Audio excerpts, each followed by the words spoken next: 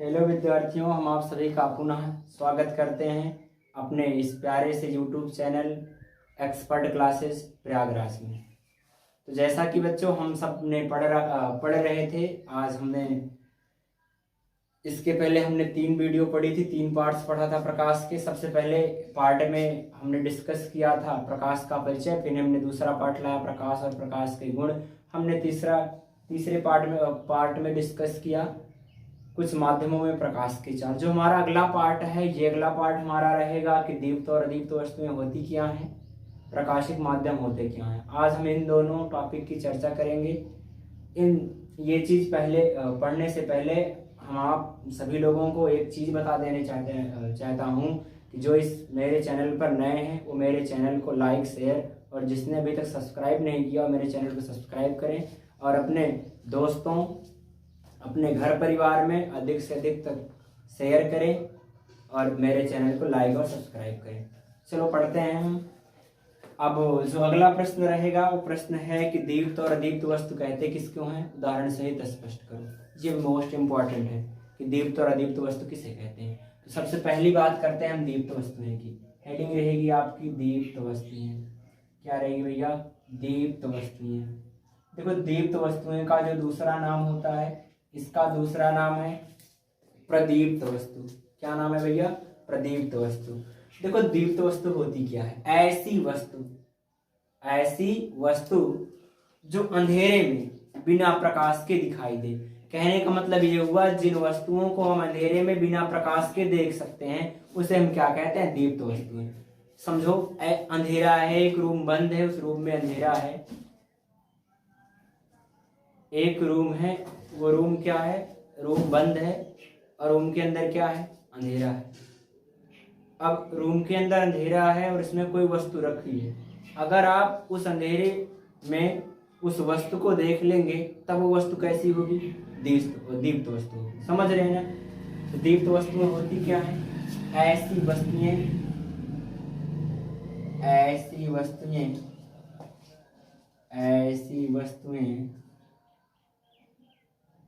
जो अंधेरे में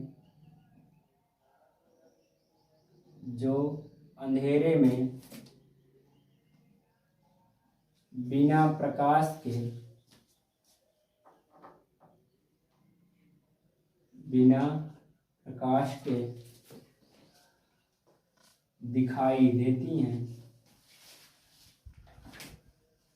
दिखाई देती हैं उन्हें दीप्त वस्तु कहते हैं।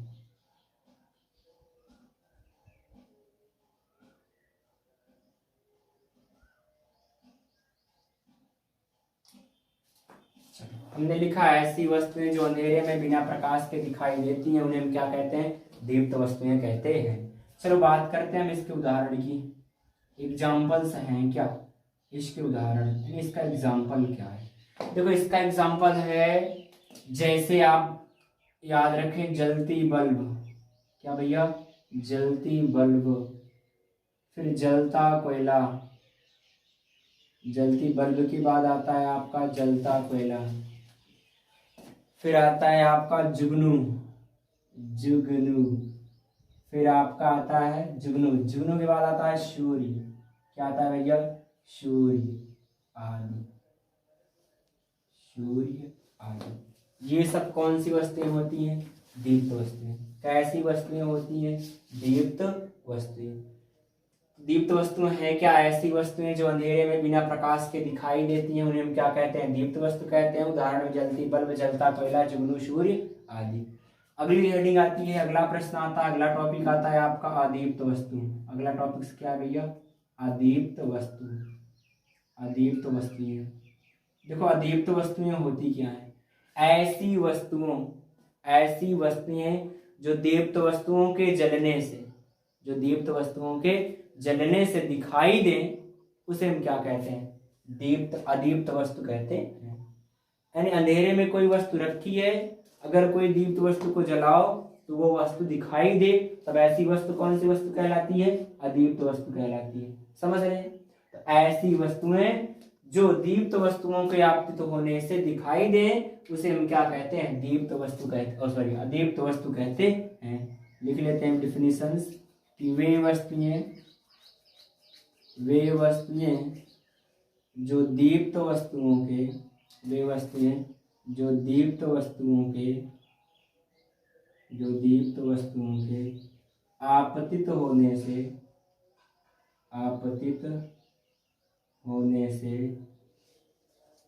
ऐसी वस्तुएं जो दीप्त वस्तुओं के आपतित होने से दिखाई देती हैं उन्हें अदीप्त वस्तु कहते हैं, अदीप्त वस्तु कहते हैं। समझ रहे हैं? बात करते हैं एग्जाम्पल्स की।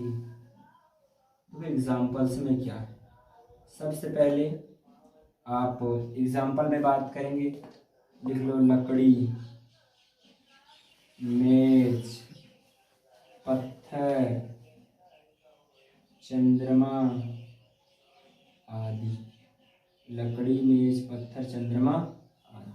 ठीक, ये क्या है, ये अदीप्त वस्तु है। वे वस्तुएं जो दीप्त वस्तुओं के आपतित होने से दिखाई देती हैं उन्हें अदीप्त वस्तु कहते हैं, जैसे लकड़ी, मेज, पत्थर, चंद्रमा आदि। दीप्त वस्तु क्या है, ऐसी वस्तुएं जो अंधेरे में बिना प्रकाश के दिखाई देती हैं उसे दीप्त वस्तु कहते हैं, जैसे जलती बल्ब, जलता कोयला, जुगनू, सूर्य आदि। ये थी दीप्त और अदीप्त वस्तुएं की डिफिनीशन। अब हम अगली चर्चा करते हैं कि प्रकाशिक माध्यम किसे कहते हैं या कितने प्रकार का होता है, स्पष्ट करें। तो उम्मीद करते हैं ये हमारा दीप्त और अदीप्त वस्तु की डिफिनेशंस, ये टॉपिक्स आपको समझ में आया होगा। अब हम अगले टॉपिक्स की ओर चलते हैं जिसका नाम है प्रकाशिक माध्यम किसे कहते हैं या कितने प्रकार का होता है, स्पष्ट करो। समझ रहे हैं? चलो आओ आते हैं अपने टॉपिक्स पर।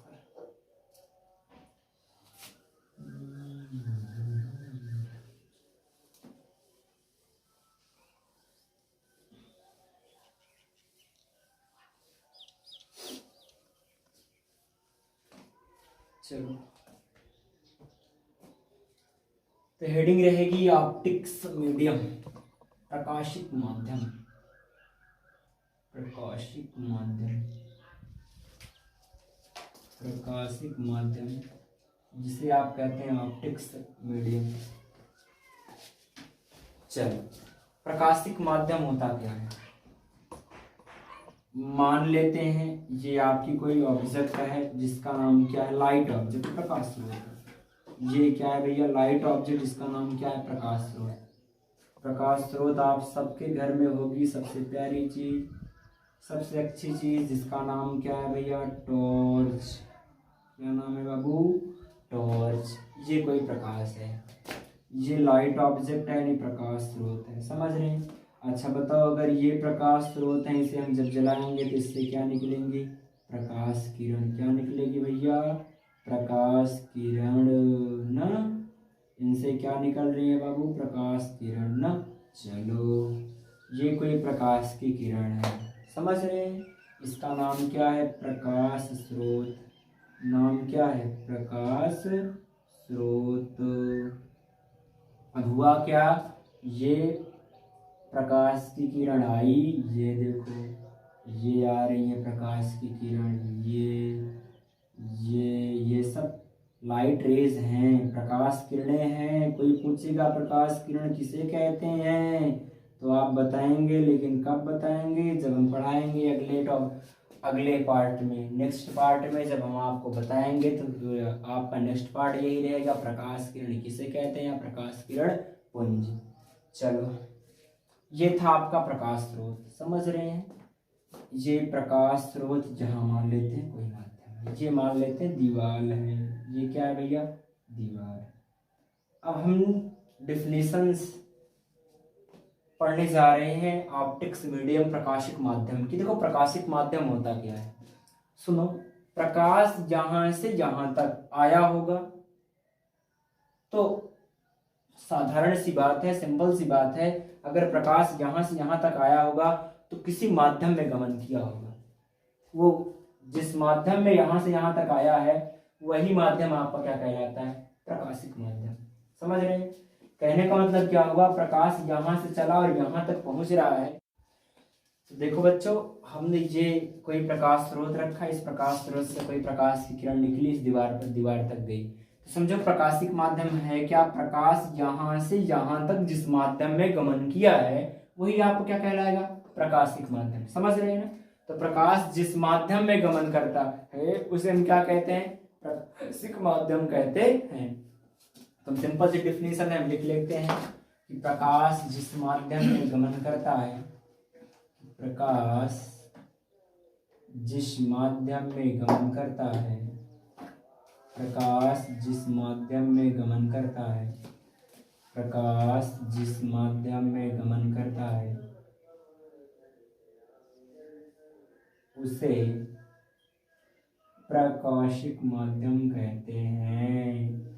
उसे क्या कहते हैं भैया, प्रकाशिक माध्यम कहते हैं। प्रकाश जिस माध्यम में गमन करता है उसे प्रकाशिक माध्यम कहते हैं। ये ना, तो प्रकाशिक माध्यम क्या है, प्रकाश जिस माध्यम में गमन करता है उसे हम क्या कहते हैं, प्रकाशिक माध्यम कहते हैं। चलो अब बात करते हैं कि यह कितने प्रकार का होता है। चलो भैया, यह जो है, यह का मतलब प्रकाशिक माध्यम, यह 3 प्रकार का होता है। कितने प्रकार का होता है, 3। यह 3 प्रकार का होता है, यह 3 प्रकार का होता है। तो प्रकाशिक माध्यम कितने प्रकार का होता है, 3 सिंपल सी परिभाषा है। प्रकाशिक माध्यम क्या है, प्रकाश जिस माध्यम में गमन करता है उसे प्रकाशिक माध्यम कहते हैं। कितने प्रकार का होता है, 3।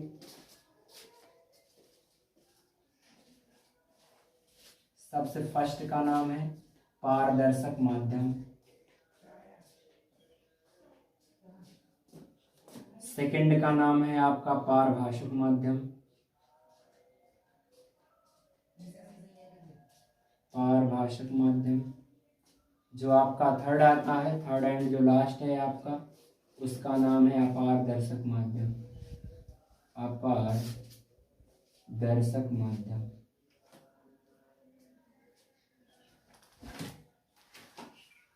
ये 3 रहे प्रकाशिक माध्यम कितने प्रकार का होता है, 3। पारदर्शक, पारभाषक और अपारदर्शक। समझ रहे हैं? अब हम एक की चर्चा करते हैं कि पारदर्शक माध्यम क्या होता है, पारभाषक माध्यम क्या होता है और अपारदर्शक माध्यम क्या होता है। चलो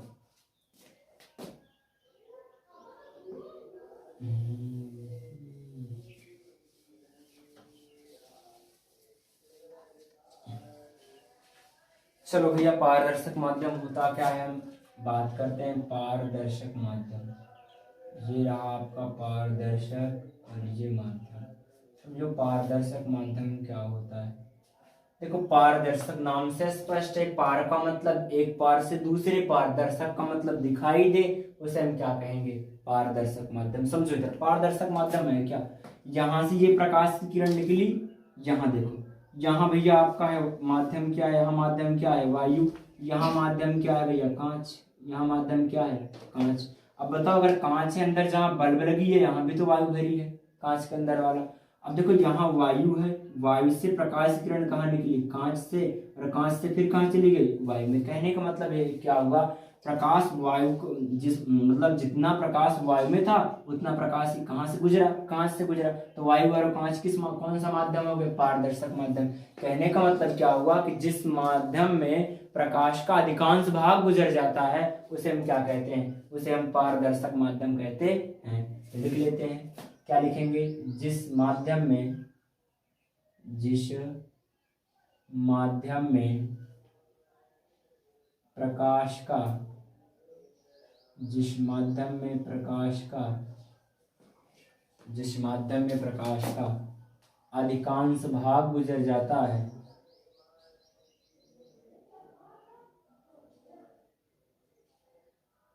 अधिकांश भाग गुजर जाता है, उसे पारदर्शक माध्यम कहते हैं।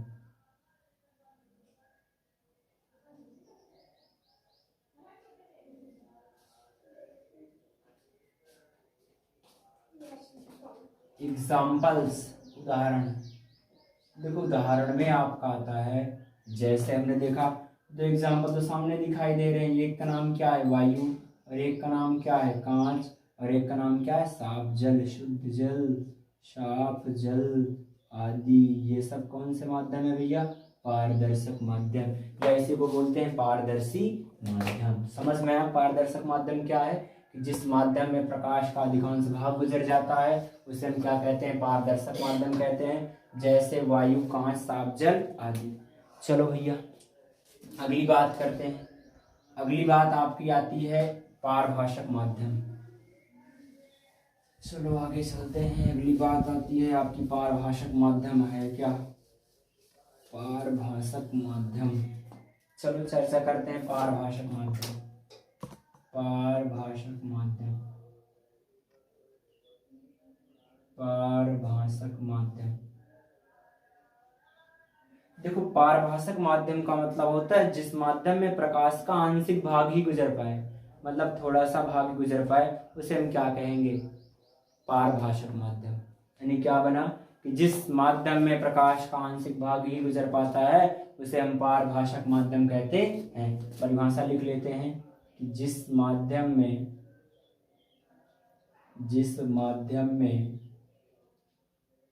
प्रकाश का आंशिक भाग ही गुजर पाता है, जिस माध्यम में प्रकाश का आंशिक भाग ही गुजर पाता है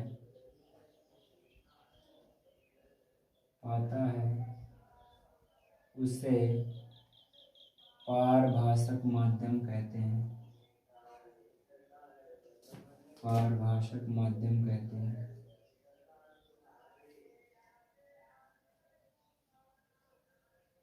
चलो बात करते हैं एग्जाम्पल की, उदाहरण की। देखो उदाहरण में आता है गंदा जल, तेल लगा हुआ कागज,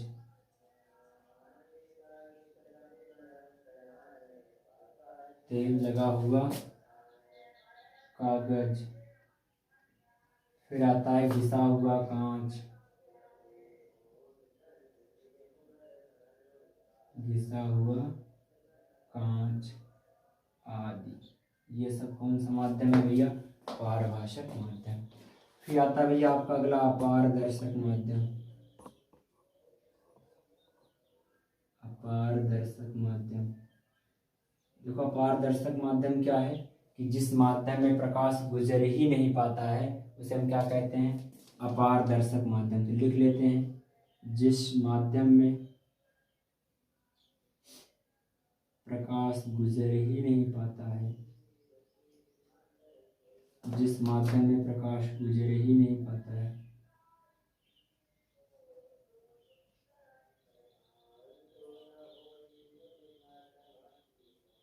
जिस माध्यम में प्रकाश गुजर ही नहीं पाता है उसे अपारदर्शक कहते हैं।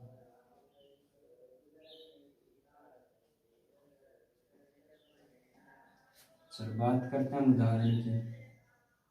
उदाहरण में आता है ईंट, मेज, लकड़ी, दीवार। समझ रहे हैं। चलो ये समझ में आया, हमने जिस माध्यम में प्रकाश गुजर ही नहीं पाता उसे अपारदर्शक माध्यम कहते हैं। हमने एग्जाम्पल बताया ईंट, मेज, लकड़ी, दीवार। आप करते क्या हैं, अगर आप इन सबसे प्रकाश गुजारेंगे तो आपका प्रकाश गुजर ही नहीं पाएगा, तो ऐसा माध्यम कौन सा माध्यम कहलाएगा, पारदर्शक माध्यम। पारभाषक माध्यम क्या है, जिस माध्यम में प्रकाश का आंशिक भाग ही गुजर पाता है उसे हम क्या कहते हैं, पारभाषक माध्यम। उदाहरण के तौर पे हमने लिया गंदा जल, तेल लगा हुआ कागज, घिसा हुआ कांच आदि। ये रही आज की क्लास। हमने आज की क्लास में चर्चा किया। हमने सबसे पहले चर्चा किया दीप्त और अदीप्त वस्तुएं होती क्या हैं, फिर हमने चर्चा किया कि पारभाषक प्रकाशिक माध्यम क्या है। प्रकाशिक माध्यम के तीनों पार्ट्स पर हमने चर्चा किया, पारदर्शी, पारदर्शक, पारभाषक और अपारदर्शक। समझ रहे हैं। तो उम्मीद करते हैं बच्चों ये क्लास मेरी आप लोगों को समझ में आई होगी। तो आप लोगों से बस एक ही गुजारिश है कि मेरी इस क्लास को अधिक से अधिक अपने दोस्तों भाइयों बहनों में शेयर करिएगा, और जो मेरे चैनल पर नए हैं चैनल को सब्सक्राइब करिएगा। धन्यवाद।